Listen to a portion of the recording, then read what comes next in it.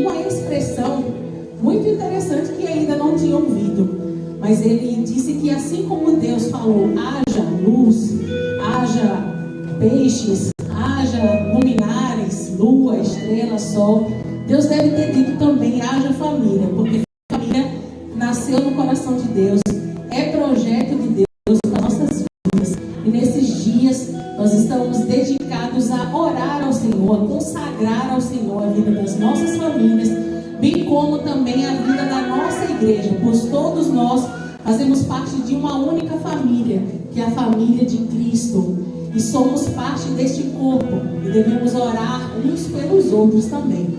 Então, em gratidão ao Senhor por todos os benefícios que Ele tem nos feito, entendendo que as misericórdias dEle são a causa de não sermos consumidos, eu vou te convidar a ficar de pé. E com alegria no seu coração nós vamos iniciar esse culto, adorando ao nome do Senhor. Aquele que morreu na cruz por nós, é o nosso Redentor e Salvador, e por causa das suas pisaduras nós somos sarados. E Ele nos trouxe a salvação, Ele nos trouxe a alegria. E nesta alegria nós celebraremos ao nome do Senhor nesta noite. Eu peço a você que você feche os seus olhos e nós vamos orar ao Senhor, dizendo ao Senhor: Senhor, muito obrigada por estarmos reunidos em Tua casa nessa noite. Obrigado porque o Senhor nos trouxe até aqui. Obrigado porque o Senhor nos permitiu viver mais um dia. Obrigado pelas Tuas misericórdias que se renovaram sobre as nossas vidas nesta manhã. Te louvamos, ó Deus, porque o Senhor é um Deus bondoso, porque o Senhor é um Deus fiel e nada tem faltado aos Teus filhos, Deus. Obrigado, Senhor, por estarmos reunidos no templo. Obrigado por vivermos num país onde podemos Te adorar em portas abertas, ó Deus, e trazer os nossos para o Teu templo, Senhor. Te agradecemos porque é Tu, Senhor, o dono deste culto, o dono desta celebração ao Teu nome, e a Ti, Jesus. Nós queremos render honra, glória, louvores e adoração nessa noite. Que o nosso coração possa estar cheio da gratidão que temos a Ti, Senhor, pelo Teu imenso cuidado para conosco. Que o nosso coração possa ser cheio de adoração, pois o Espírito Santo de Deus está aqui neste lugar. Que nada, Senhor, nada nos atrapalhe de ouvir a Tua voz nessa noite. Enche este lugar com o Teu Espírito. Enche os nossos corações, ó Deus, com a Tua presença, Pai. E que possamos transbordar de alegria, Senhor, pois estamos na presença do Rei dos Reis, do Senhor dos Senhores, do único digno de ser louvado. A Ti, Senhor, nós rendemos a nossa adoração, em nome de Jesus. Amém. Louvado seja Deus. Vamos louvar o nome do Senhor com alegria nessa noite, dizendo que Ele é bom em todo o tempo. Aleluia.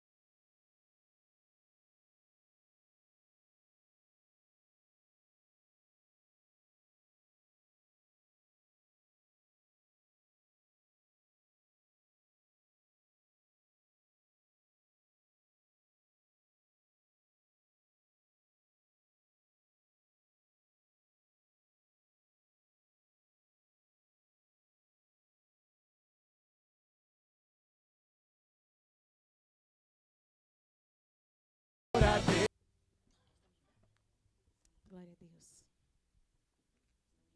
A igreja do Senhor está caída? Não. Como a igreja do Senhor está? Estamos de pé, pela graça do Senhor. Amém? Somos uma igreja forte. E não foi criada por homem, foi criada pelo nosso Senhor Jesus Cristo. Quando ele morreu ali na cruz do Calvário, ele instituiu a igreja dele. E disse assim, que as portas do inferno não prevalecerão contra a minha igreja. Amém? Então nada vai te derrubar, nada vai te abalar, meu irmão. Vamos cantar.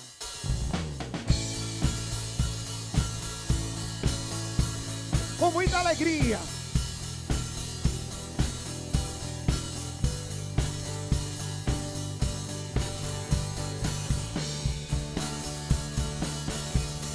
Vamos lá. Pressionados, mas não desanimados. Perplexos, mas não desesperados. Estamos de pé. Perseguidos, mas não abandonados. Abatidos, mas não destruídos. Estamos de pé. Lá, igreja. Não caminhamos pelo que vemos. O que nos move é o que nós cremos. Nós somos o quê? Nação Santa. Somos a igreja. Vivemos por fé. Estamos de pé. Abatidos, mas não abandonados. Abatidos, mas não destruídos. Estamos de pé. Não caminhamos pelo que vemos. O que nos move é o que nós temos. Nação Santa, somos a igreja. Vivemos por fé. Estamos de pé. A perseguição não parou a igreja. O Coliseu não parou a igreja. Os leões não pararam a igreja do Senhor. O inferno não pode prevalecer. Vamos avançar, não vamos parar de crescer. Ninguém pode parar a igreja do Senhor. Mais forte, igreja, mais forte. A perseguição não parou a igreja. O Coliseu não parou a igreja. Os leões não pararam a igreja do Senhor. O inferno não pode prevalecer. Vamos avançar, não vamos parar de crescer. Ninguém pode parar a igreja do Senhor. Não caminhamos pelo que vemos. O que nos move é o que nós cremos. Nação Santa, somos a igreja. Vivemos por fé. Estamos de pé. Aleluia!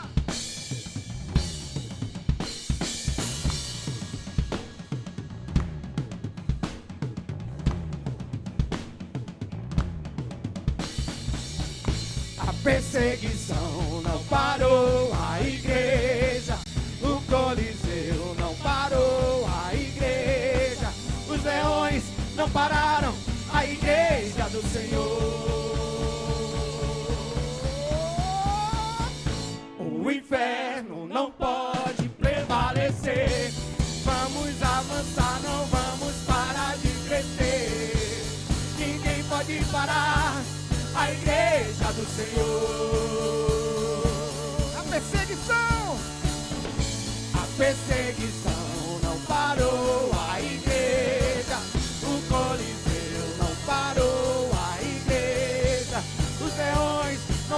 abandonaram a igreja do Senhor.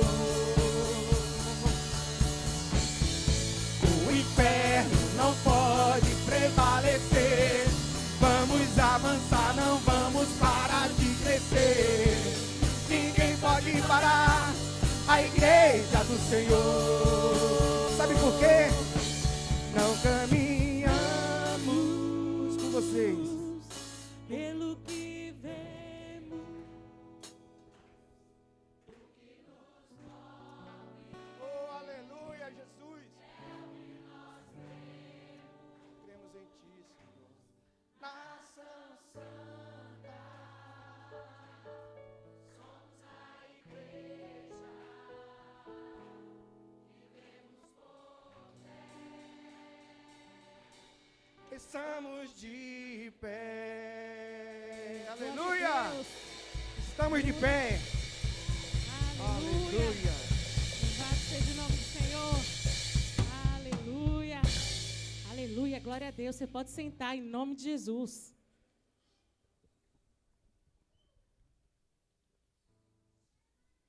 Boa noite, igreja. Quem está feliz aqui? Amém. Quem quer continuar cantando essa canção maravilhosa? Que delícia, né? Vendo a Malu aqui toda animada, isso é projeto de família. Aquilo que o pastor nos disse ontem, né? Quando Deus criou o mundo, Ele criou a família. E hoje aqui o Erickson, a Eduarda, estão podendo contemplar o presente que é essa garotinha aqui na frente, louvando ao Senhor, fazendo com certeza muitos se emocionarem, né? Uma delícia. Muito bem, vamos pedir para o pessoal acender a luz para a gente, um pouquinho, para a gente conhecer os nossos irmãos que estão aqui, todos aqueles que vieram, aqueles que voltaram de ontem, porque voltaram ou porque gostaram. Saíram daqui com os corações cheios de alegria, saíram daqui com um aprendizado maior. Não foi assim? Certo? Mas eu quero saber se alguém trouxe mais um, como o Jó falou ontem. Eu convidei uma sala inteira de alunos para que estivessem aqui. Fazendo a nossa parte, o Senhor vai tocar no coração daqueles que se dispuserem estar aos pés do Senhor. Mas vamos lá. Quem está aqui pela primeira vez na igreja, pode levantar a mão. Tem algum visitante especial que está visitando a igreja pela primeira vez? Não, só os nossos irmãos em Cristo mesmo, que já estão aqui com a gente todos os dias. Mas nós somos muito gratos. A igreja é muito grata pela vida de vocês. Porque como muitos dizem aqui na frente, vocês poderiam estar fazendo outras coisas nas casas de vocês. Mas vocês escolheram estar no melhor lugar, que é a casa do Senhor. Então sejam abençoados, sejam engrandecidos diante do Senhor, sejam grandemente elevados aos pés do Senhor, se prostem ao Senhor nessa noite e dediquem sua família ao Senhor, porque essa nossa conferência é para as nossas famílias, para os pais, para as mães, para os filhos, para os genros, para as noras, né? Então, vamos colocar o nosso coração diante do Senhor, vamos nos prostrar ao Senhor, para que o Senhor possa estar falando aos nossos corações, tá bom? Muito obrigado, pastor Alessio, pela palavra de ontem. Muito obrigada à esposa, como família, o filho que veio acompanhando eles, dedicou, né, a sua companhia para estar com o seu esposo, o irmão que veio também acompanhando a família, que o Senhor possa estar abençoando a sua família que ficou lá na sua cidade, tá bom? Muito obrigada, nós somos muito gratos pela vida de vocês, tá bom? Tenho 2 avisos para dar que foram falados ontem, tá? Dia 29 agora de maio, na última sexta-feira do mês, obrigada. Na quarta-feira, dia 29, tá? Nós vamos estar tendo uma vigília. Às 20 horas aqui na igreja, vai mudar um pouquinho mais o horário, normalmente os cultos de quarta-feira às 19h30. Nesse dia será às 20 horas, tá? venha com a sua família. Se sua família não puder vir, venha você, para que você possa estar orando, dedicando a vida da tua família ao Senhor, tá bom? E não deixe de vir. E convide mais um, como o Jó falou. Eu gostei dessa palavra, de convide mais um, tá? Então, não deixe de vir. Vai ser até meia-noite, eu acho, das 20 às 12 horas, às 0 horas, né, da noite. Vocês vão louvar, orar, entregar, né, a família de vocês, como já falei. Vamos ter momentos de comunhão, de conversa. Vamos ter um momento muito agradável na presença de quem? Do Senhor, tá? E outro aviso bem legal, tá? Que está chegando agora o mês de junho, também o Dia dos Namorados, aqueles eternos apaixonados, né? Nem vou falar que quando eu olho meu coração, às vezes bate, né? Não é de raiva não, viu, pastor? Que às vezes ele me faz raiva, mas ele vai ser sempre meu eterno namorado, né? Então tem que amar ele para sempre, até quando estivermos aqui, quando Deus nos permitir. Então, dia 15 de junho, tá? Está sendo programado pelos casais da igreja uma programação muito especial para os namorados. Não importa se eu sou casada, se eu estou namorando há um mês, se eu já estou noiva e noivo. Minha filha agora ficou noiva, tá, gente? Você queria me gavar um pouquinho, né? Por isso, tá? Não era nada relacionado à minha filha. Mas fiquem atentos, tá? Que terão outras informações, como vai acontecer, tá bom? Fiquem atentos aos avisos, ao grupo da igreja, para você não perder essa oportunidade, que você vai estar sendo abençoado grandemente pela palavra do Senhor, que é o que é mais importante para as nossas vidas. Muito obrigada a cada um que está aqui nesse momento. Somos muito gratos à vida de vocês. Eu vou convidar a igreja a ficar em pé nesse momento. Nós vamos estar fazendo uma leitura bíblica. Nós estamos falando esse final de semana sobre família. O quão é importante a nossa família. E ontem a gente já foi muito abençoado pela palavra. Eu tenho a certeza que hoje seremos mais abençoados e amanhã mais ainda. Nós temos hoje, nós temos amanhã de manhã e nós temos amanhã à noite. O Senhor, Ele tem se preocupado com a nossa família. E o texto que nós vamos ler agora, ele fala dos filhos. E nós vamos estar logo na sequência orando pelos nossos filhos. E eu gostaria de que fosse projetado Salmo 127, 4 e 5, por favor. Salmo 127, 4 e 5. Eu vou estar lendo. E você, se você estiver longe da sua família, já vai ficando pertinho do teu filho. Pega na mão, abraça, enquanto eu leio, porque nós vamos estar orando pelos nossos filhos. Se o seu filho não está aqui, levante a mão, levante um clamor, aponte para o lado onde ele está e coloque ele na presença de Deus, que logo ele vai estar aqui. Vamos ler. Salmo 127, 4 e 5. Como flechas na mão do guerreiro são os filhos nascidos na juventude. Como é feliz o homem que tem a sua aljava cheia deles. Não será humilhado quando enfrentar seus inimigos no tribunal. Mais uma vez. Como flechas na mão do guerreiro são os filhos nascidos na juventude. Como feliz o homem que tem a sua aljava cheia deles. Não será humilhado quando enfrentar seus inimigos no tribunal. Agora, vamos orar. Você está aí do lado do seu filho, levante um clamor. Eu vou estar orando aqui, mas você faz a tua oração. Se você quiser levantar a voz aí, levante a voz.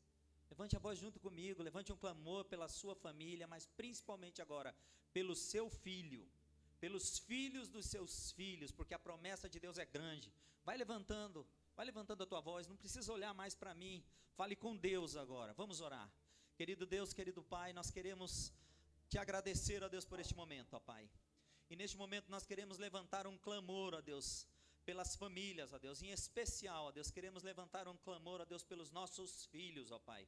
Ó Deus, nossos filhos são presentes, heranças do Senhor, ó Pai. ó Deus, fazem parte da nossa família, ó Deus, a família que foi constituída pelo Senhor, ó Deus, a família que foi projetada, a menina dos olhos do Senhor, ó Pai. Muito obrigado, ó Deus, muito obrigado porque tem cuidado de nós, ó Pai, muito obrigado porque tem nos ajudado, ó Pai.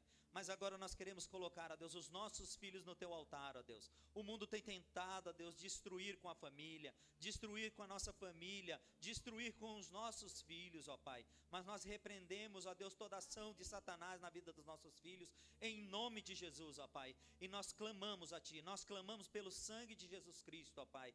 Ó Deus, nós pedimos, ó Deus, proteção, saúde, paz, ó Deus, e que Teu Espírito Santo, ó Deus, visite, ó Deus, a mente e o coração dos nossos filhos, aonde eles estiverem neste momento, ó Pai, e que possam ser abençoados por Ti, ó Pai, tocados por Ti, ó Pai. Usa, Deus, usa Teus servos, usa, ó Deus, quem for, ó Deus, usa, Deus, até um estranho, ó Deus, para estar falando do Senhor aos nossos filhos, ó Deus, que eles possam sentir a Tua presença, ó Deus, e que eles possam sentir a vontade de estar na Tua casa, ó Pai. Essa oração que faço, ó Deus, acreditando, ó Deus, na promessa do Senhor, em nome de Cristo Jesus, amém. Aplauda o Senhor nesse momento, meu irmão.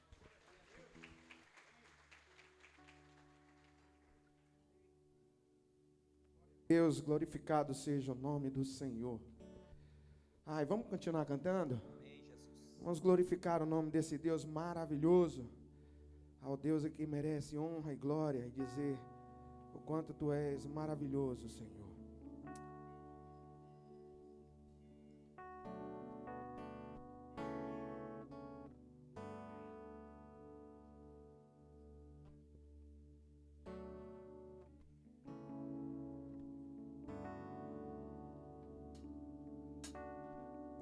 Junto ao poço estava eu, quando um homem judeu viu a sede que havia em mim. Sem ouvir, conheceu e me ofereceu uma água que jorra sem fim.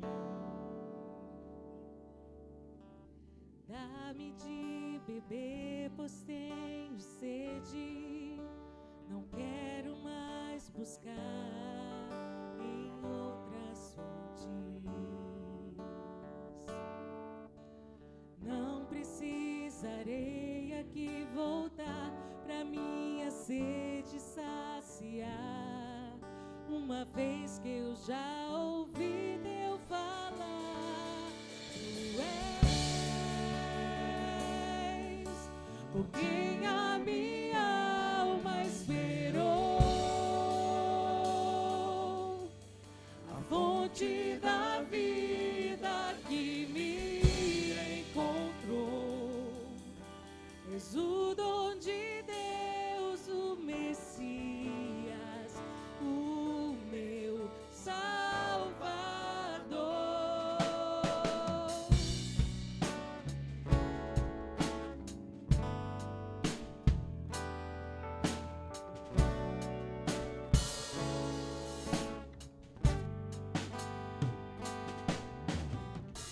Junto ao poço estava eu, quando um homem judeu viu a sede que havia em mim. Sem ouvir, conheceu e me ofereceu uma água que jorra sem fim. Dá-me de beber, pois tenho sede.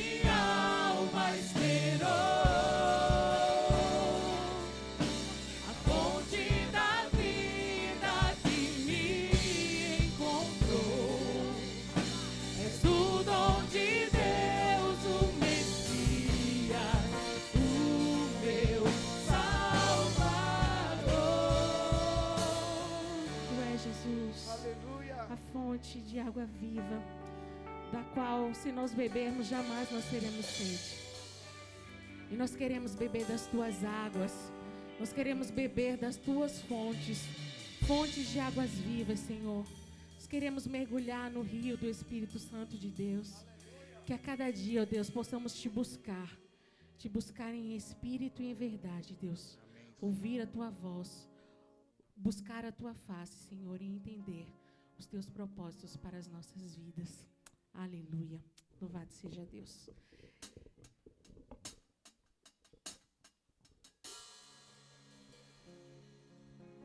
Meus irmãos, privilégio meu de poder cantar com esses irmãos aqui. Quem aqui já pediu alguma coisa para o Senhor? Pode sentar. Quem aqui já pediu alguma coisa hoje? Levante o braço. Quem já orou dizendo: Senhor, me dê. Senhor, eu preciso. Senhor, eu necessito. Quem já orou aqui agradecendo? Vocês sabiam que nós pedimos mais do que agradecemos? Na verdade, parece que a nossa lista de pedidos é sempre grande, né?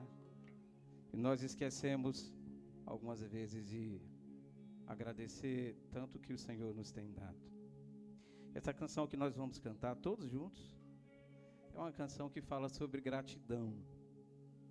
E eu queria te convidar a, juntamente com todos nós, a agradecer ao Senhor por tudo aquilo que Ele nos tem dado.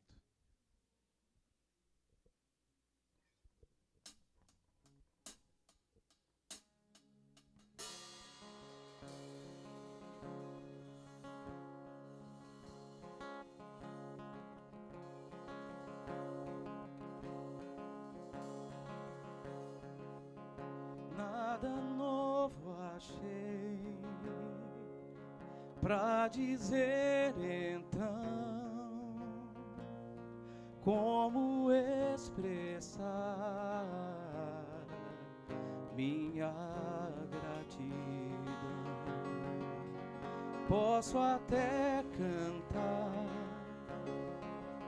alguma canção que vai acabar, mas a sua não. Então vou levantar as minhas mãos e louvar, pois tudo que tenho é um aleluia, aleluia. Sei que é simples para um rei, mas não tenho nada além. Se tudo que tenho é um aleluia, aleluia.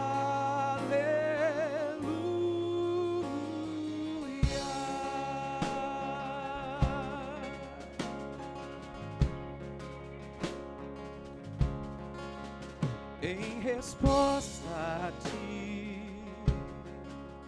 há uma ação, me render aqui em adoração. Então vou levantar as minhas mãos e louvar, pois tudo que tenho é um aleluia,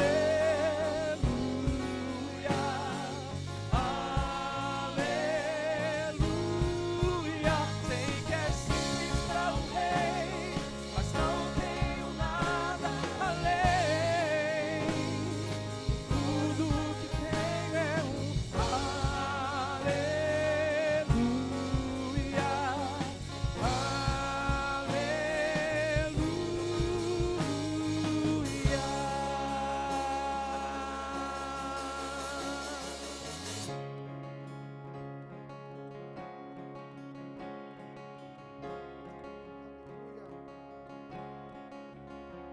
em meu coração, não se envergonhe e cante essa canção.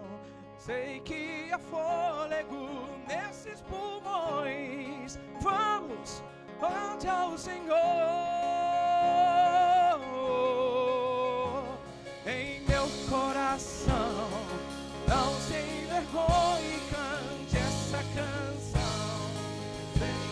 respira fôlego nesses pulmões.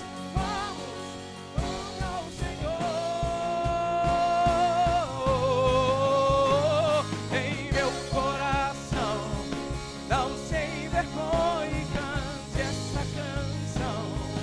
Respira fôlego nesses pulmões. Vamos ao Senhor.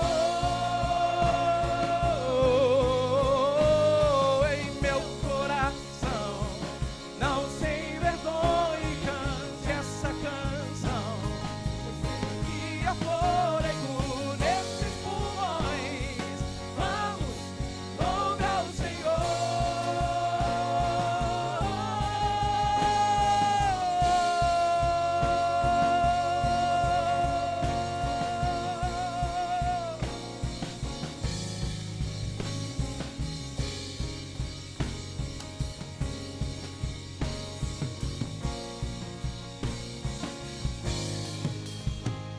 Então vou levantar as minhas mãos e louvar, pois tudo que tenho é um aleluia,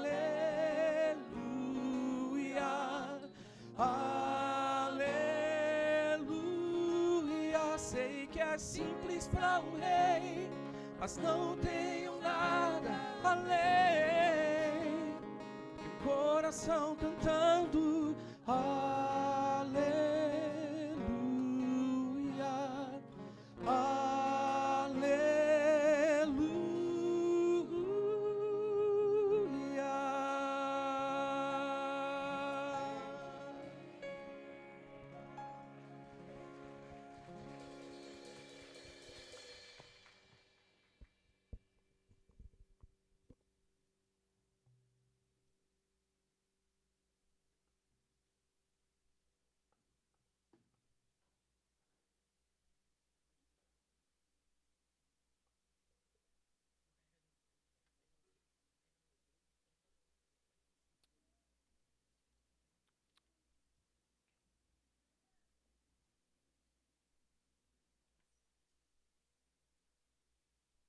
Oi, agora.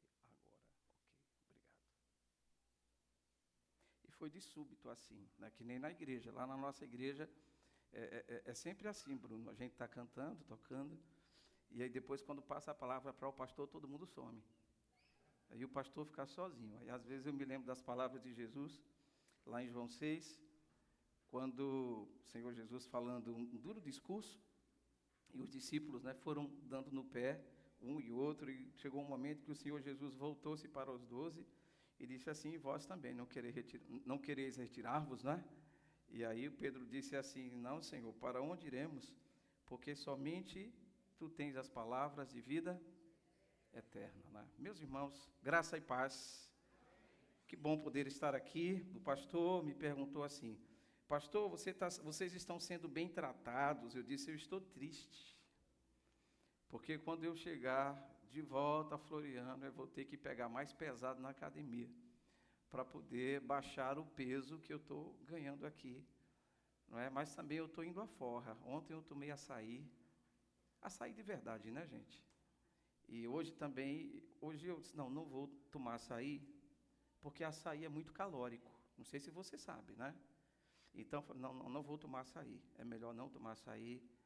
Eu tomei sorvete de açaí, né? Então, pelo menos, aí saímos hoje com a turma, né? E pude, de fato, conhecer outros irmãos. Hoje tive um pouco mais de tempo com a irmã Cristina. E eu estava sentindo falta do meu irmão Erickson, né? E ontem nós não nos encontramos, ele estava trabalhando, e hoje a gente pôde se conhecer de fato, né? Antes apenas usando a tecnologia, e hoje usando o melhor recurso que se tem, né? Que é o relacionamento pessoal, o encontro. E eu fiquei apaixonado pela Malu, gente, né? Ver a Malu aqui na frente, né, cantando e adorando, eu acho que nós ganhamos 2 filhos aqui. Nós já ganhamos o João Lucas. Ele disse que ele inclusive perguntou se nós queríamos adotá-lo. E inclusive hoje ele passou uma parte da tarde com a gente. Ele disse para a Neumann, disse assim: eu quero conhecer a sua casa. E ele ficou uma tarde conosco lá no hotel, foi uma aventura, né? Foi uma graça lá. E aí agora à noite é Malu, né? Então acho que eu vou levar os dois. Arthur vai ganhar mais 2 irmãos, né? E aí tá tudo certo. Tá ok, Arthur? Tá, entendi. Tá bom. Meus irmãos, então, né, nós vamos continuar a nossa palavra de ontem. Eu tinha preparado uma canção, eu vou cantar daqui a pouco, né? Porque essa canção era amanhã. E aí o pessoal já me pegou aqui. Eu vou recuperar minha voz para depois cantar a música que eu preparei, mas foi ótimo. Eu quero convidar, irmãos, quero convidá-los, né, a ficarem de pé. Nós vamos ler a Santa Palavra de Deus. E quero convidá-los a abrirem, acessarem ou lerem o texto de Gênesis, capítulo 1, é o texto que nós estamos lendo.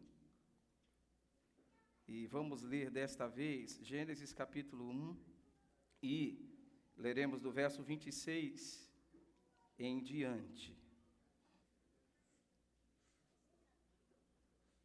Já dizia ontem, né, sobre a minha alegria em poder estar aqui e conhecer os irmãos. E eu creio plenamente no propósito de Deus para os irmãos. E eu creio que esta igreja continuará pregando o Evangelho. E esse apelo que as irmãs, os irmãos fizeram ontem e a irmã fez hoje, procurando alguém diferente, um visitante, eu sei que dentro em breve ela não mais perguntará, porque ela já verá de cara que tem muita gente nova chegando aqui na igreja, né? Muitos irmãos que os irmãos convidarão.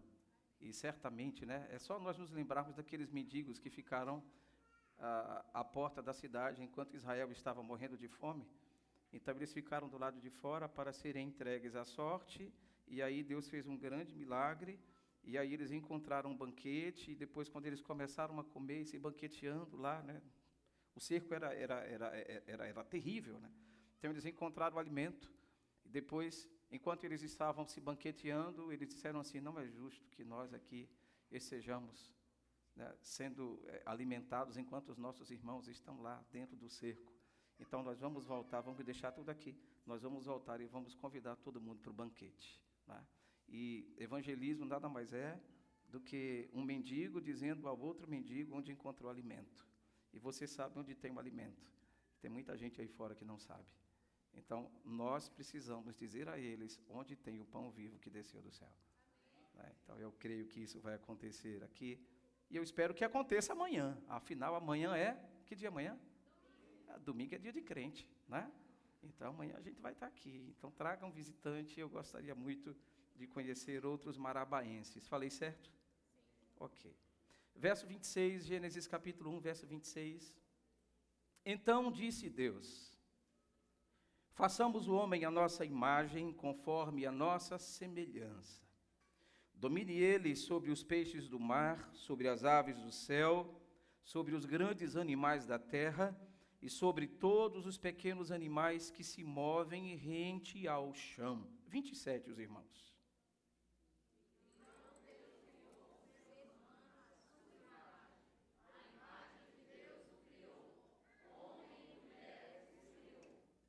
Deus os abençoou e lhes disse: sejam férteis e multipliquem-se, encham e subjuguem a terra, dominem sobre os peixes do mar, sobre as aves do céu e sobre todos os animais que se movem pela terra. 29.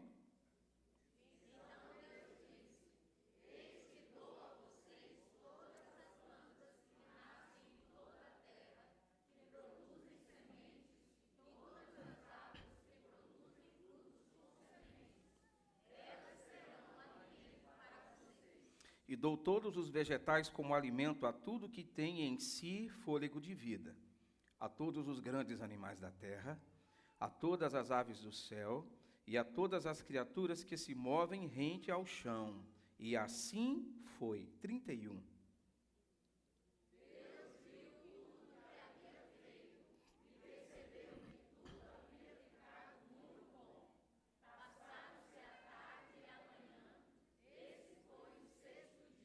Amém, até aí.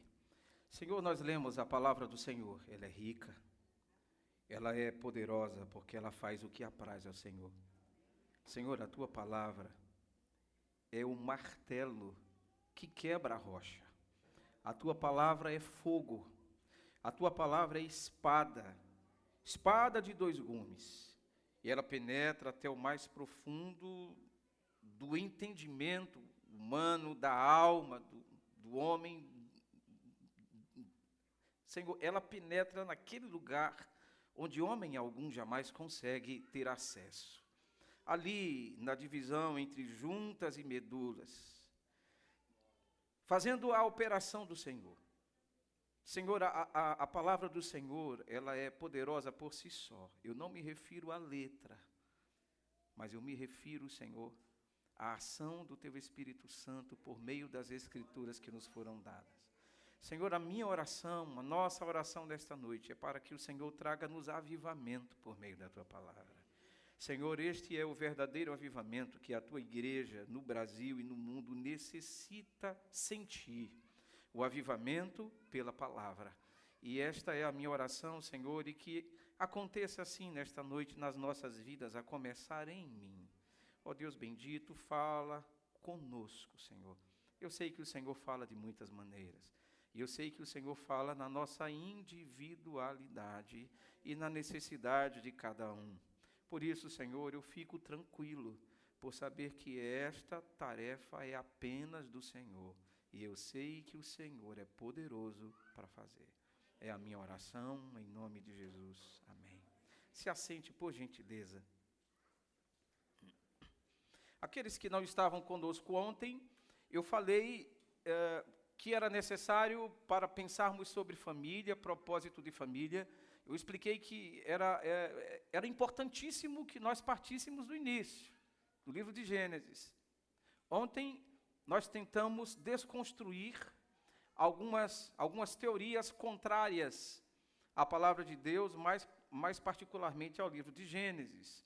O livro de Gênesis é o livro das origens, é um livro de fé, não é um livro científico, mas tem sido amplamente atacado pelos ateus, tem sido amplamente atacado nas universidades da vida, porque muitos chegam a dizer que o livro de Gênesis é uma ficção, é um mito, é uma mitologia, né?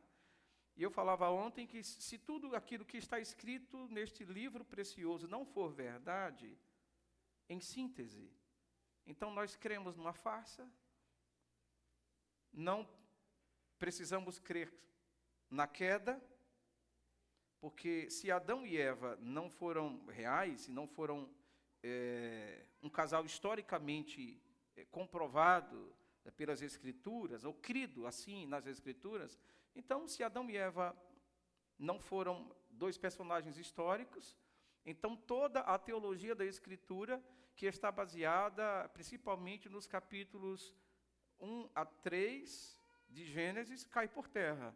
Inclusive, a doutrina que fala sobre o pecado, que fala sobre a queda, a doutrina da redenção, a doutrina da graça, tudo isso está contido no livro de Gênesis. E tudo isso parte daquilo que está escrito.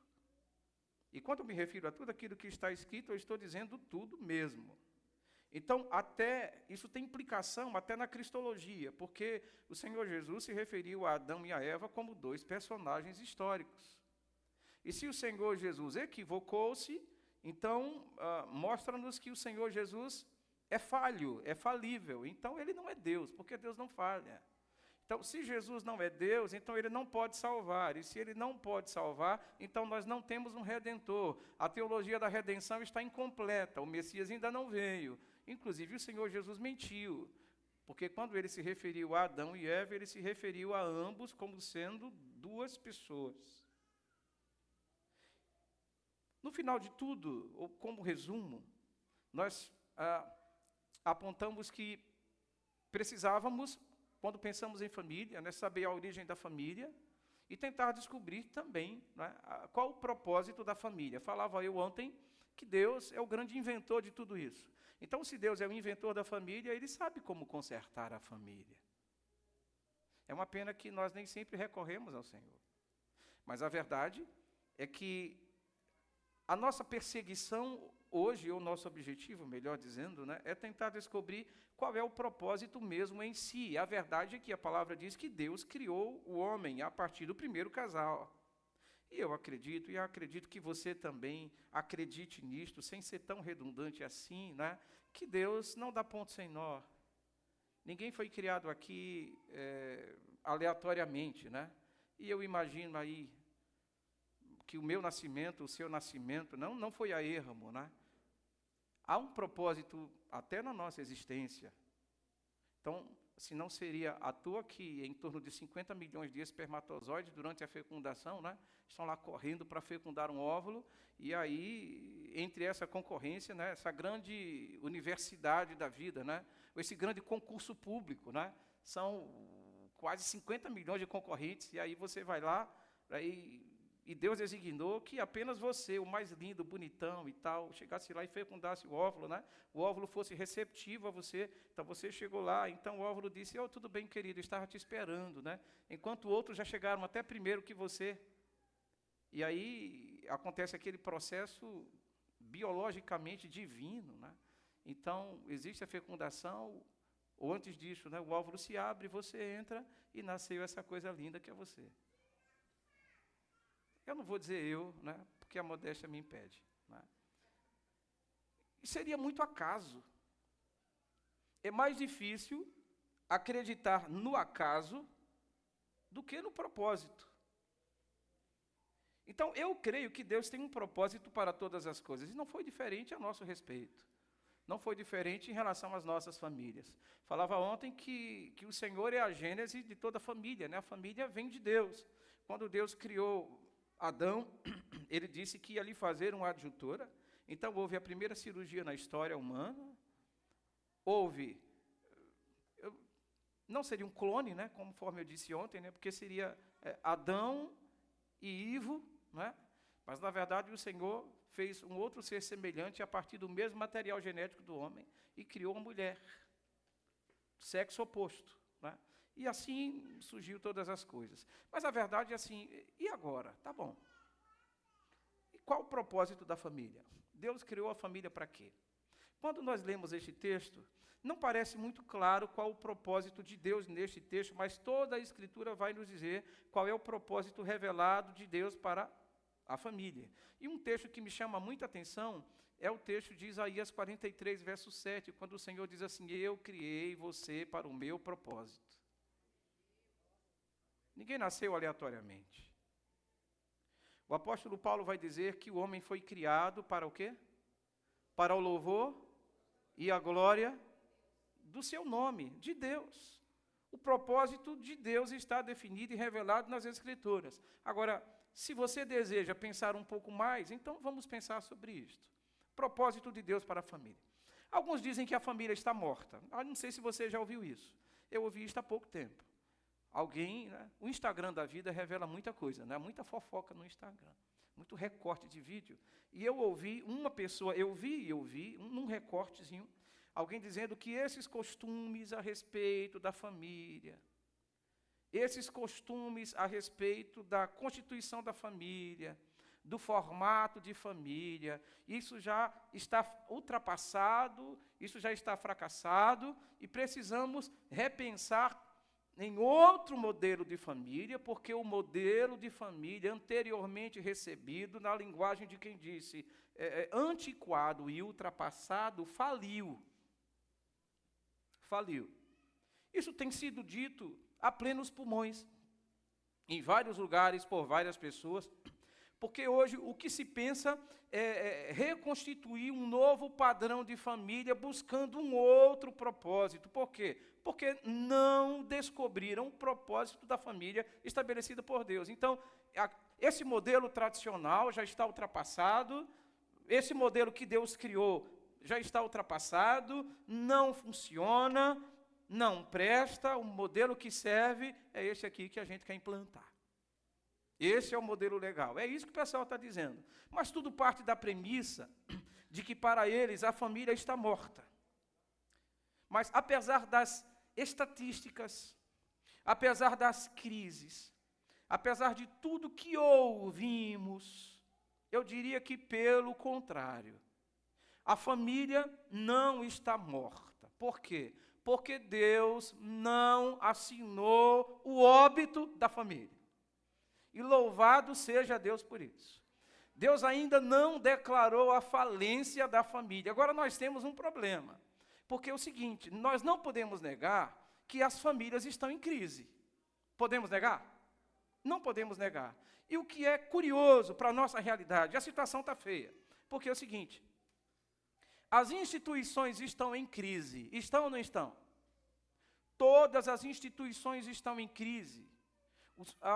O cenário político do nosso país revela um cenário de uma política em crise. Os nossos poderes, ou os poderes constituídos na nossa nação, estão em crise. Ninguém fala a mesma língua. Está uma confusão total, uma balbúrdia enorme no nosso país. Então, as instituições estão em crise, o cenário político está em crise. No que diz respeito à autoridade, que seja a autoridade paterna, a autoridade policial, o conceito de autoridade no nosso país está em crise. Está ou não está? Está em crise. A família está em crise? Está. Está em crise. Estamos passando por uma situação difícil. A igreja está em crise? Sim ou não? Vocês não estão dizendo sim porque eu estou perguntando, né? O que é que você acha? A igreja está em crise? Está. Nós estamos atravessando uma crise terrível. Agora não é mais teológica, agora é uma questão no que diz respeito a modelo e forma de ser igreja. A igreja está em crise, nós estamos atravessando uma situação muito difícil, principalmente aqui no Brasil. Está tudo em crise. Então, para quem a gente tem que recorrer? Para o Senhor, para o inventor da igreja. Para o Senhor da igreja.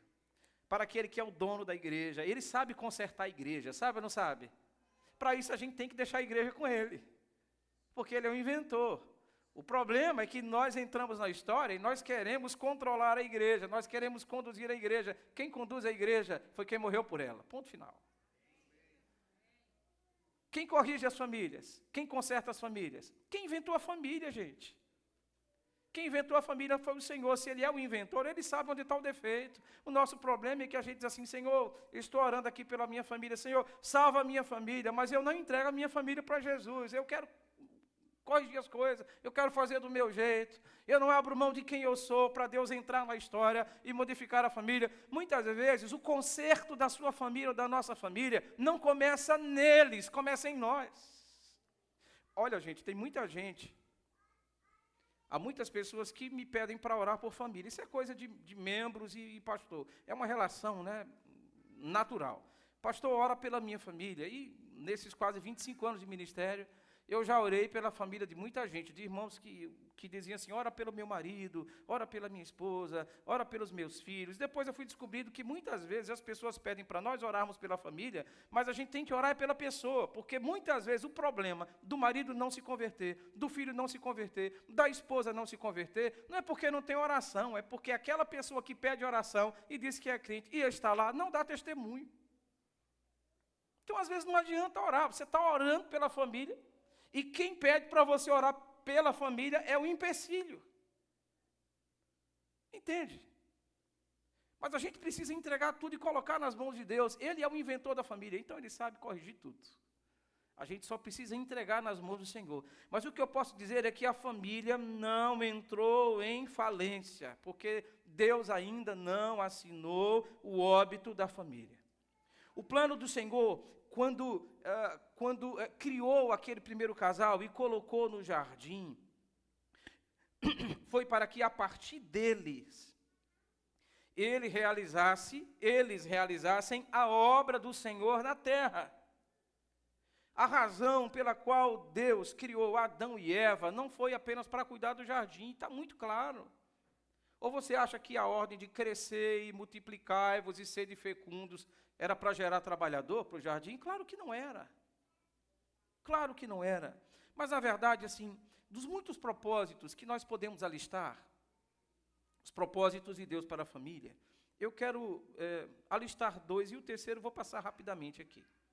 O primeiro propósito pelo qual Deus criou a família foi para que a família espelhasse a imagem de Deus. Deus criou a família com o propósito de que a família espelhe a imagem do próprio Deus neste mundo. De maneira bem simples, a palavra vai nos dizer que Deus criou o homem e a mulher e criou cada um segundo a sua imagem. E esta expressão, a imago Dei, a imagem de Deus no homem, representa muito. Deus poderia ter criado o homem e a mulher sem comunicar a eles a sua imagem, como fez com os animais. Apenas disse, haja e houve, então ele criou os animais. Mas aos animais não fora comunicada a imagem de Deus, apenas ao homem e à mulher. E aqui nós encontramos o primeiro propósito. Então, receber a imagem de Deus significa representar algo sobre a pessoa de Deus como indivíduo. E esta ser feita a imagem e semelhança de Deus, amplamente discutido, né? Na teologia histórica, e muita gente já pensou em muita coisa, mas a imagem e semelhança de Deus significa ter personalidade, intelecto. Langston fala sobre evolução, emoção, espírito.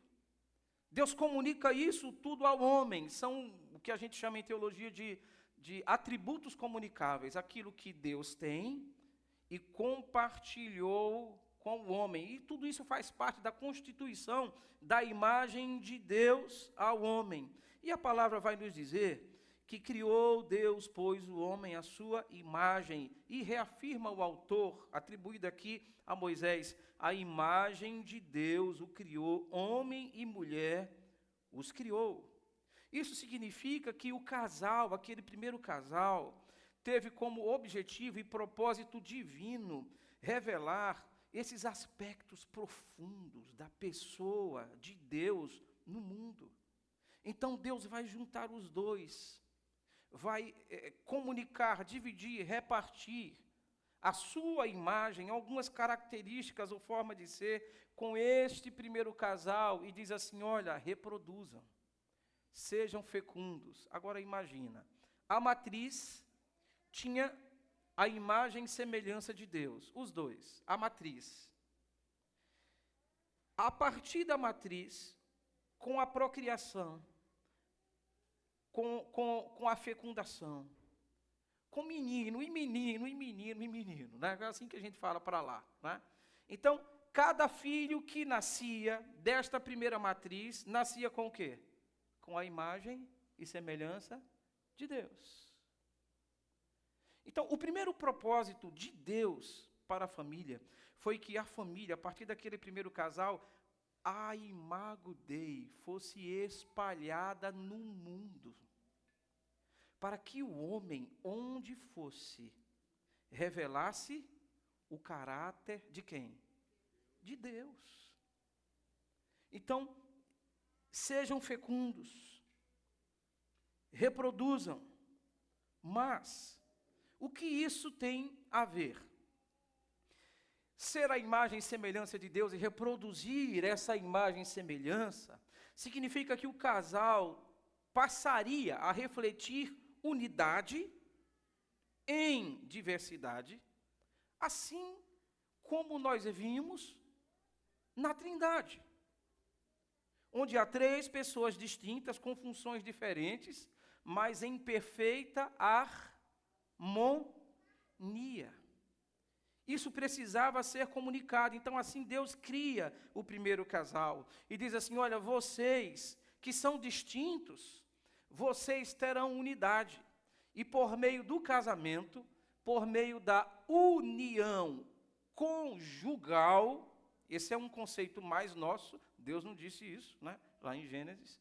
Então, mas por meio desta união, vocês terão intimidade, harmonia e unidade. Agora imagina você, o casal casado, ainda hoje, o casal casado ilustra esta verdade aprendida e adquirida, ou vista, melhor dizendo, na Trindade.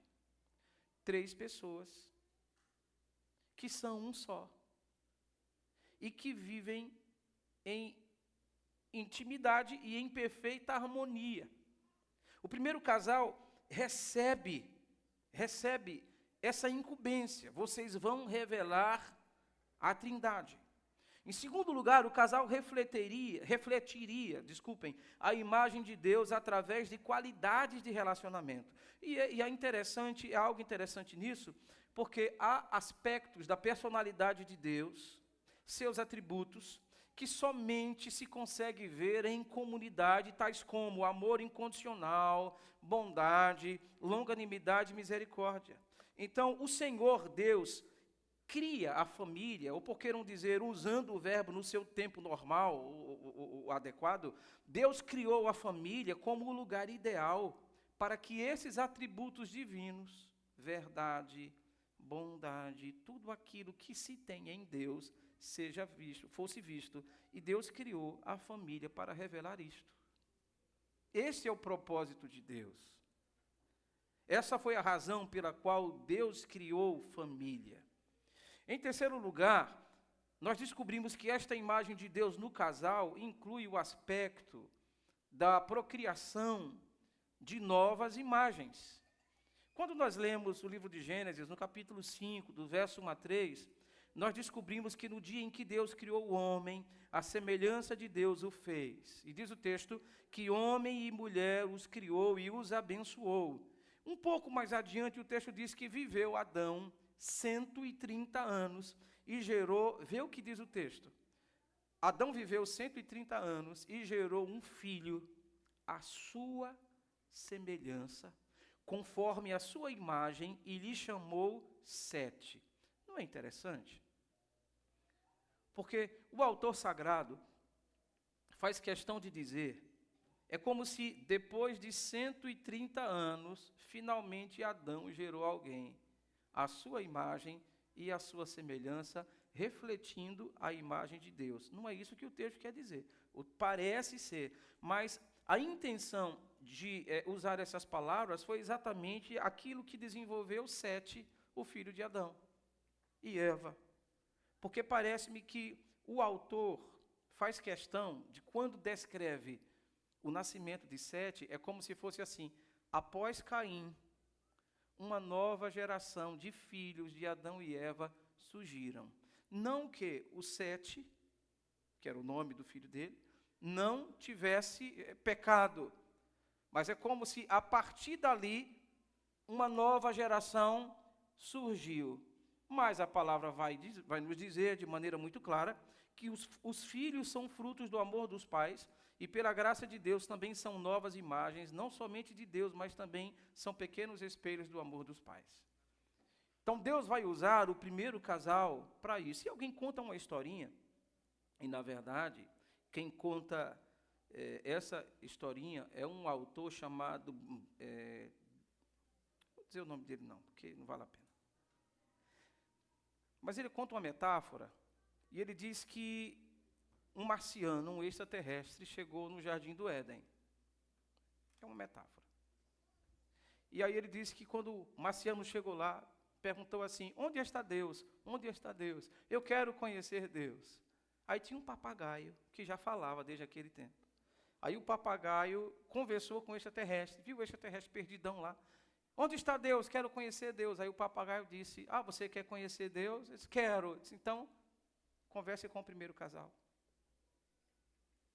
Porque se você conversar com Adão e Eva, vai ser a mesma coisa de você estar conversando com Deus, porque eles foram feitos à imagem e semelhança de Deus. É o Bob George que fala isso num dos seus livros. Mas, infelizmente, o pecado entrou na história e estragou a festa, né? E desde a queda, aquela imagem de Deus no ser humano foi ofuscada, foi arranhada. O pecado terminou injetando um conflito no relacionamento harmonioso, antes harmonioso, entre Adão e Eva, e depois, antes harmonioso, entre o homem e Deus, porque eles se escondem de Deus. E é linda a forma poética conforme o texto nos diz, de que o Senhor ia todo dia, no cair da tarde, no final do dia, o Senhor visitava o jardim para conversar com Adão e Eva, aqueles que haviam sido feitos à sua imagem e semelhança. Havia um propósito. Deus se encontra com eles no jardim, a comunhão ali, até que o pecado entrou na história. Mas a criação do primeiro casal e da família trazida nas Escrituras tem esse primeiro propósito, que é espelhar a imagem de Deus o Pai pelo mundo. Primeiro propósito da família. Segundo propósito da família, espalhar. Se o primeiro é espelhar, o segundo é espalhar a glória de Deus. E aqui eu quero abrir um parêntese. Muitas pessoas hoje no Brasil, e já faz tempo, né? Não só hoje, oram por um reavivamento, e acredito que até você. Nós oramos por um reavivamento, e nós sempre pensamos que o reavivamento que o Brasil precisa vai começar, talvez você não aceite isso, mas a gente sempre pensa que o reavivamento vai acontecer na igreja. É ou não é verdade? Deus vai usar a igreja. E nós sempre vimos a igreja, né, como essa mola motriz do avivamento que o nosso país precisa. Eu não sei, eu acho que não vai ser a igreja. Eu creio que o avivamento que nós precisamos não começará pela igreja, ou não deveria começar pela igreja. Até porque a igreja é formada por quê? Pelo quê? Por famílias. É ou não é? Às vezes nós não temos muitas famílias aqui constituídas, não estão aqui o esposo e a esposa, os filhos, mas tem um integrante da família aqui. Nós costumamos até dizer, família forte, igreja forte. Família fraca, igreja fraca. Eu acho que o avivamento que nós estamos precisando passar não começa na igreja. Começa nos nossos lares. Começa onde, ou no local que Deus havia designado para cumprir o propósito. A igreja tem o seu propósito a cumprir neste mundo, mas eu acredito que o reavivamento que nós precisamos tem que começar nos nossos lares, até porque há muita gente que na igreja é santo. Há muita gente que na igreja, a igreja é um negócio muito legal. Na igreja ninguém erra. Na igreja a gente consegue ser quem a gente não consegue ser em casa. Quer dizer, gente, desculpa, eu estou dizendo isso, eu estou só lembrando de Floriano. Tá? Porque aqui vocês não têm esse problema. Tá bom? Mas assim, às vezes, parece que na igreja só tem anjo. É muito legal aqui. Então aqui a gente canta, aqui a gente adora, a gente pula, né? Aqui a gente faz que nem a Malu, então a gente levanta as mãos, a gente fica eufórico, a gente diz aleluia, glória a Deus. A gente aqui é legal, aqui é como se fosse o monte da transfiguração. Se pudesse, ninguém saía daqui. Aqui está legal, né? Então vamos fazer umas tendas aqui, vamos virar a noite. Não é isso? Aqui é muito legal, aqui só tem anjinho, eu vejo as asas, eu vejo a aureolazinha, reluzente. A gente até canta, tem anjos voando neste lugar. Né? Às vezes a gente diz, não está voando não, está sentado, só tem anjo, né? Mas o problema é esse. É porque na igreja a gente consegue ser algo diferente daquilo que a gente não consegue ser, onde? Em casa. Porque na igreja, às vezes, a gente é uma bênção. Nós somos maravilhosos. O problema é quando a gente chega em casa.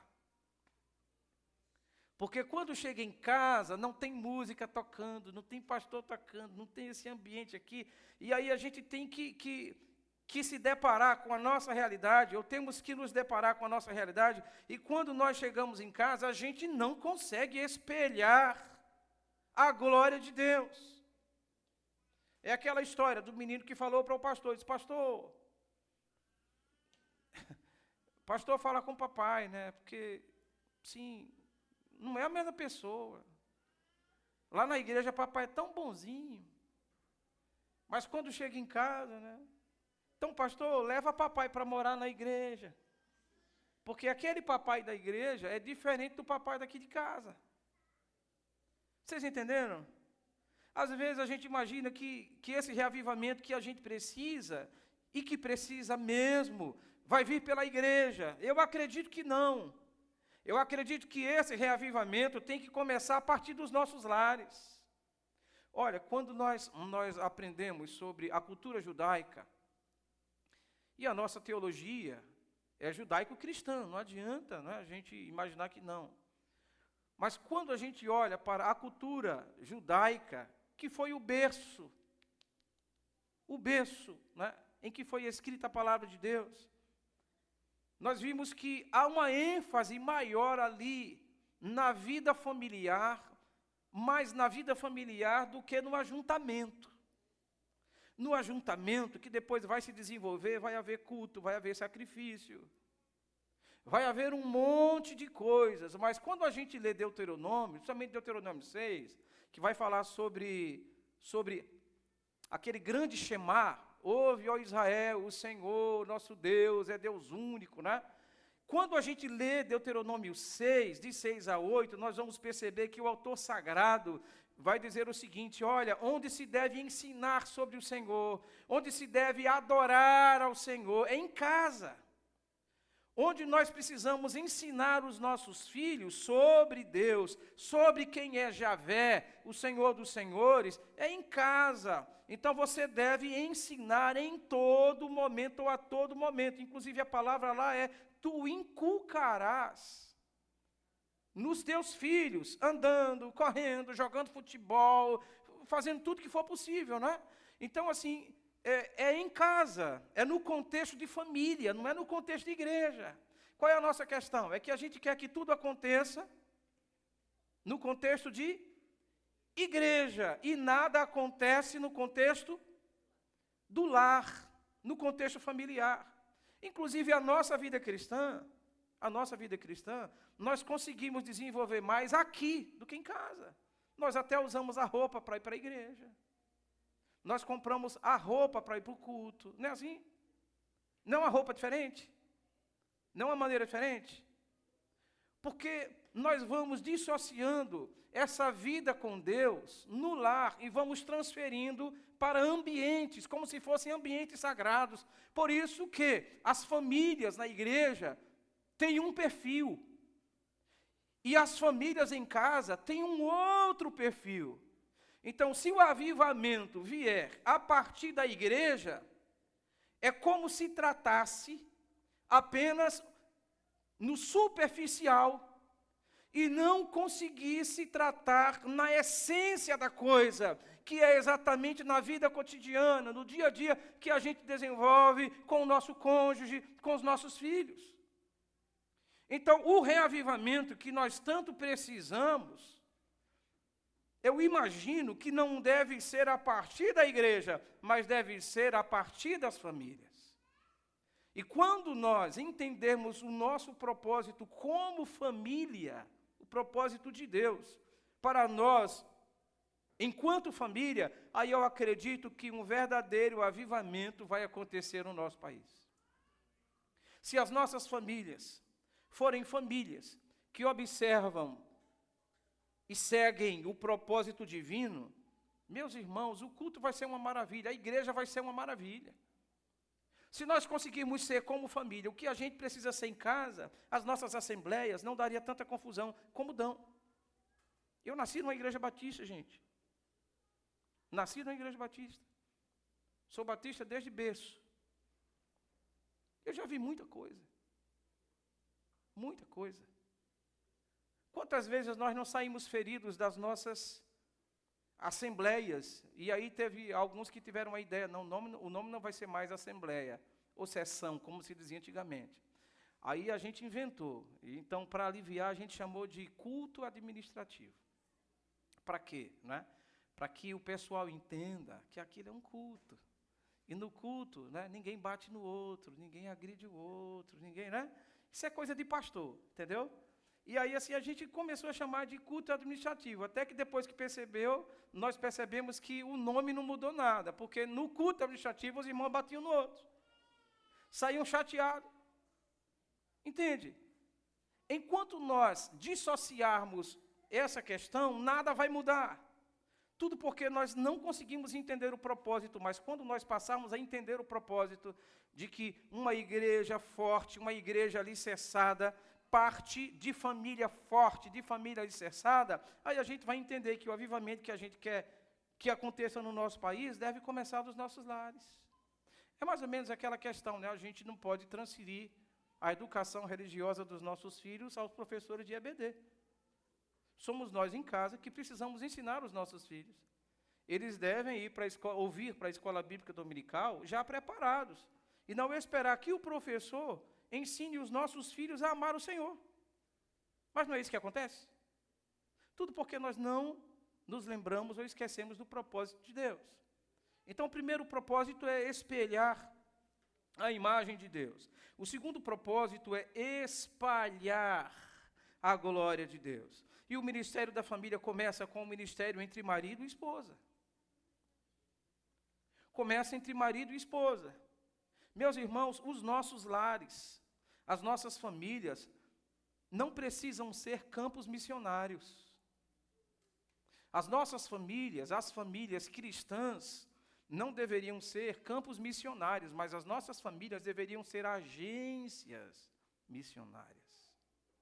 Quando nós entendemos o propósito de Deus para nós, aí nós vamos compreender que Deus quer usar a família para espalhar a sua glória neste mundo. Lembra o que o Senhor disse a Abraão? O que foi que Deus falou a Abraão? Gênesis 12. Sai da tua terra, da tua parentela, para uma terra que eu te mostrarei. Vai embora, não pergunte nada, não tem GPS, não tem nada. Hebreus diz que Abraão saiu, né? Por isso que também ele foi chamado pai da fé, porque ele saiu para uma terra, não sabia nem para onde. Eu não iria, não. Mas ele foi. Eu gosto de tudo detalhado, eu ainda uso o GPS, ainda duvido do GPS. Abraão foi.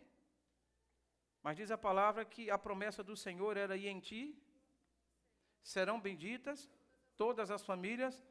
Pergunto, Abraão estava sozinho quando Deus disse isso para ele? Ou Abraão já era casado? Ele já era casado. Ele estava com a sua esposa. Ele estava com seu sobrinho Ló. Ele estava com a sua família, os agregados, os seus funcionários lá. Mas a promessa de Deus para Abraão não foi para ele apenas. Foi para a família dele. E em ti serão benditas todas as famílias da terra. Abençoarei os que te abençoarem, e amaldiçoarei os que te amaldiçoarem. Então a gente precisa entender que o propósito de Deus é para a família, a partir do casal. Porque a família é formada a partir do casamento. Ao criar Adão e Eva, o Senhor disse: portanto, deixará o seu pai e a sua mãe, e apegar-se-á a sua mulher, e serão ambos uma só carne. E é bom que se diga que o casamento precisa estar firmado em 4 bases. Primeiro, o casamento tem que ser heterossexual. Deus uniu homem e mulher. O casamento tem que ser monogâmico. Deus não deu 2, 3, 4, 5 mulheres a Adão, foi apenas ela. O casamento tem que ser monossomático. Homem e mulher devem se tornar uma só carne. E isso envolve união física e emocional. E o casamento deve ser indissolúvel, que segundo o próprio Deus, o casamento deve ser para a vida toda. Nada separe vocês. A propósito de Deus para a família, o desejo do Senhor é que a família espalhe a sua glória, a família espalhe a sua mensagem. Então é hora de nós, enquanto família, percebermos que não é apenas espelhar a imagem de Deus, nós somos imagem de Deus, mas nós precisamos espalhar a glória de Deus. E por fim, a palavra de Deus nos diz que nós precisamos cumprir o propósito inicial do Senhor. Qual foi o propósito inicial do Senhor? O Senhor criou homem e mulher para a glória do seu nome. As nossas famílias têm que ser famílias, precisam ser famílias que glorifiquem o nome do Senhor. 3 propósitos: espelhar a glória, espalhar a mensagem, a graça de Deus, espalhar, ir por todo mundo como família. Não mais ser campo missionário, mas sermos agências missionárias. Levantar as nossas famílias para sustentar missionários, para investir nos campos que estão brancos para a ceifa. É uma pena que a gente institucionaliza tudo. A Junta de Missões criou o plano de adoção missionária, lembram disso? E a partir disso, o desafio deles é que cada pessoa adote missionários sem a necessidade de ser apenas a igreja.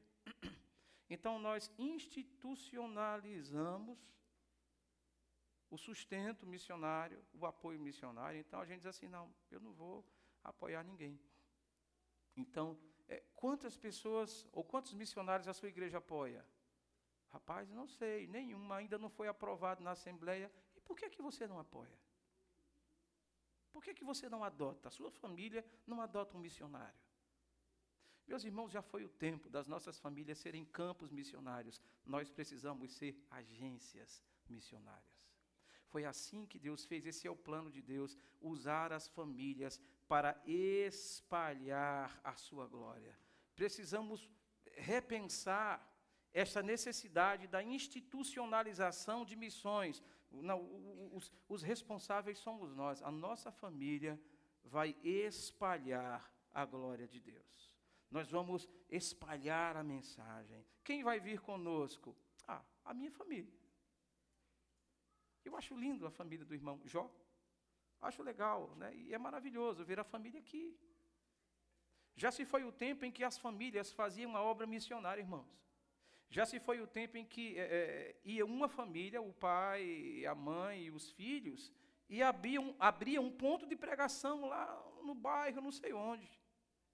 Era a família que ia lá, não era a igreja, não.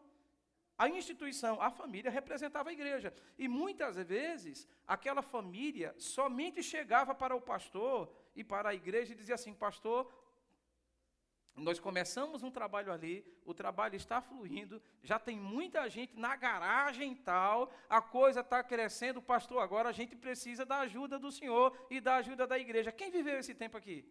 Eu vivi. Olha aí, está vendo? E por que não? Por que não mais? Porque as nossas famílias deixaram de ser agências missionárias. Quem foi que disse que a gente não deveria fazer? De onde partiu essa ordem? O desejo de Deus é usar as nossas famílias para cumprir o seu propósito de espalhar a mensagem do Senhor. E vivermos para a glória de Deus. E com isto eu encerro. Por quê? Porque há muitos pais, eu não sei aqui, mas pelo menos a nossa realidade lá do Piauí, é que todo mundo prepara os filhos para ser médico. O curso mais bem visto lá é medicina. Então, investe bastante no filho, porque parece que é a realização dos pais, né? Se ele for engenheiro, pedagogo, enfim, né? Qualquer outro curso, isso não tem valor, tem que ser médico. Não sei se você percebeu, isso só acontece lá, acho que aqui não acontece não. Nós preparamos os nossos filhos para um curso, para ter um emprego, para passar um concurso, né? Infelizmente, a gente não prepara os nossos filhos para ser homens e mulheres de Deus. Já pararam para pensar nisso? A gente compra quer dizer, na verdade, a gente investe na educação, a gente coloca o filho na melhor escola. Agora, veja a incongruência. Nós matriculamos os nossos filhos na melhor escola da cidade. Pagamos o olho da cara. É suado, literalmente, como eu estou aqui. E aí nós queremos o nosso filho na melhor escola, porque ele precisa ser um doutor, ele precisa ser alguém na vida, ele precisa despontar. Melhor escola da cidade. E o filho não vem para a EBD. A gente investe mais. Então, meu filho vai ser um doutor, então vamos lá. Aí está indo para a igreja, meu filho vai, não sei. Não, pode ficar, você tem que estudar. Ele está na melhor escola da cidade e está sendo negligenciado a melhor escola do mundo. Vejam como as coisas inverteram. Como é que as nossas famílias podem ser para a glória de Deus? Louvor e glória de Deus, se eu não invisto para que a minha família reflita a glória de Deus. Então eu tenho que cuidar da minha família. Eu ainda sou daquele tempo, gente. Mamãe fazia assim. Mamãe era zeladora da igreja, mamãe saía. Eu digo saía porque ela não mais exerce. Então mamãe saía logo cedinho. Domingo, 5 da manhã, mamãe estava saindo para a igreja. E acredite, ela me chamava. Eu era mais novo, ela me levava. Eu ia morrendo de raiva. Porque eu já acordava cedo a semana inteira. E no domingo, de manhãzinha, logo no domingo, eu ia. Era a minha tarefa, limpar os bancos, passar óleo de peroba nos bancos, aqueles bancos de ripa, sabe? Aquela coisa assim. E aí, é isso mesmo, irmã, obrigado. Eu não dizer bichinho, é verdade. Né? Fazia isso. Né? Se fosse hoje, mamãe seria processada, trabalho infantil, né? Exploração de trabalho infantil. E aí, eu tinha tarefa, eu espanava os bancos, passava óleo de peroba. Eu não sei por que todo final de semana tinha que passar óleo de peroba em muitos bancos lá. Eu dizia, mamãe, todo domingo, eles precisam, meu filho.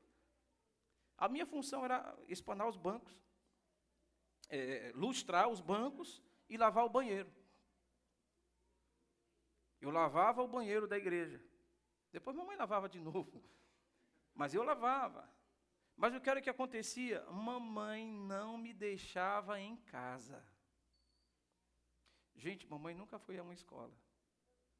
Mas eu louvo a Deus que mamãe teve sabedoria.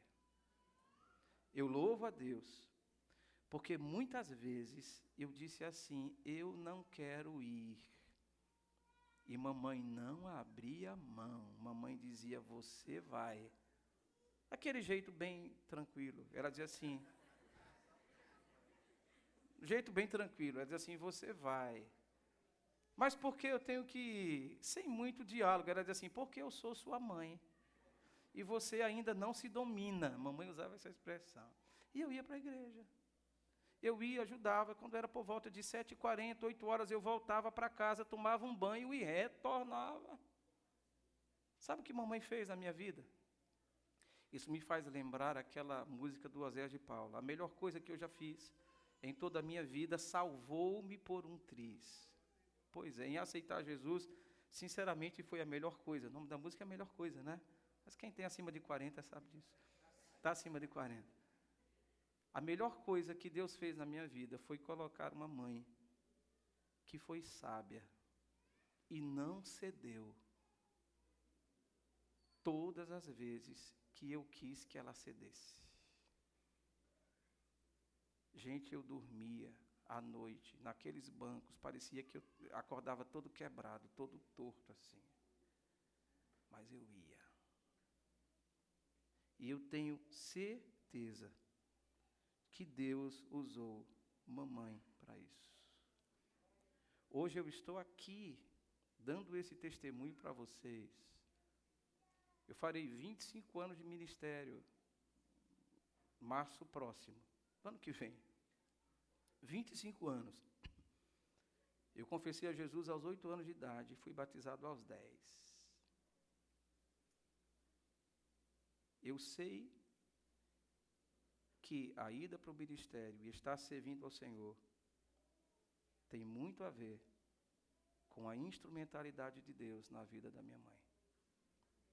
Se minha mãe tivesse cedido, se minha mãe tivesse sonhado outras coisas para mim, eu não estaria aqui.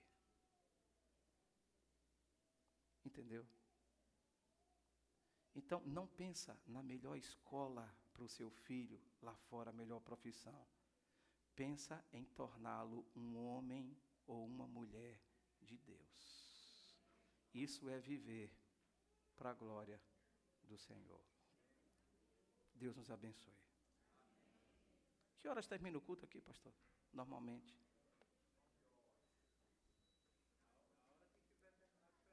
Rapaz, como é que fala? O pastor diz uma coisa, o outro diz outra coisa, tá vendo? O pastor diz 9, outro a hora que quiser. Estou brincando, não é? Deus abençoe vocês, irmãos. O meu desejo é que o Senhor continue abençoando a sua vida. As nossas famílias precisam passar por um reavivamento. E esse reavivamento, quem produz é o Espírito Santo de Deus. E vai usar você na sua casa para que isso aconteça, tá bom? Amanhã eu canto, hoje mais não. Vamos orar? Senhor, graças te dou, porque eu sei que os propósitos do Senhor são eternos. Eu te dou graças, ó Deus, e louvo o teu excelso nome, porque o Senhor, de uma maneira tão singular, tão poderosa, o Senhor nos salvou. Pai, obrigado pelos nossos lares, obrigado, ó Deus, pelas nossas famílias. Senhor, nós não temos a família perfeita que nós imaginávamos ou até queremos ter, mas eu creio que esta família foi a família que o Senhor planejou para nós. Nós não escolhemos o dia que íamos nascer, a nação onde iríamos nascer. Nós não escolhemos a cor da nossa pele, a cor dos nossos olhos, não escolhemos os nossos pais. Nós não tivemos participação alguma no nosso nascimento. Foi o Senhor quem planejou. Então eu sei, Senhor, que o Senhor tem propósito para nós. Eu sei que o Senhor tem propósito na nossa família, na nossa casa. Revela, Senhor, os teus planos a nós e enche-nos do poder do teu Espírito Santo, para que, pelo poder do teu Espírito, nós tenhamos famílias que refletem a imagem do Senhor e famílias que espalham a mensagem e a glória do Senhor neste mundo. Em nome de Jesus. Amém, amém. Pedir ao pastor Alessio que continue aqui mais um pouco conosco. Pastor Edson proferirá a bênção. Queridos, amanhã pela manhã nós temos EBD, tá? Já convidando você para estarmos juntos às 9 horas, né? Então nós temos classe única amanhã, tá? Então adultos, jovens, adolescentes aqui juntos, né? Com o pastor Alessio, um momento também edificante para as nossas famílias, né? Então os irmãos podem ficar de pé. Amém. Louvado seja Deus pela mensagem que foi entregue aos nossos corações. Louvado seja Deus pela a vida do pastor Alessio Lisboa. Louvado seja Deus pela família que nós estamos inseridos. Amém? Levante assim suas mãos para o alto em reverência ao Criador dos céus e da terra, aquele que nos ama incondicionalmente.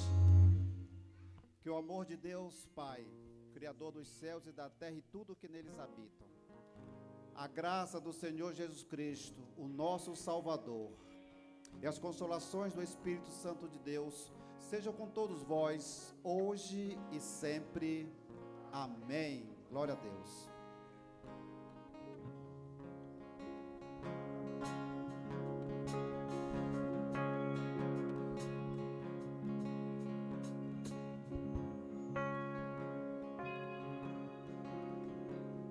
Nada novo achei pra dizer em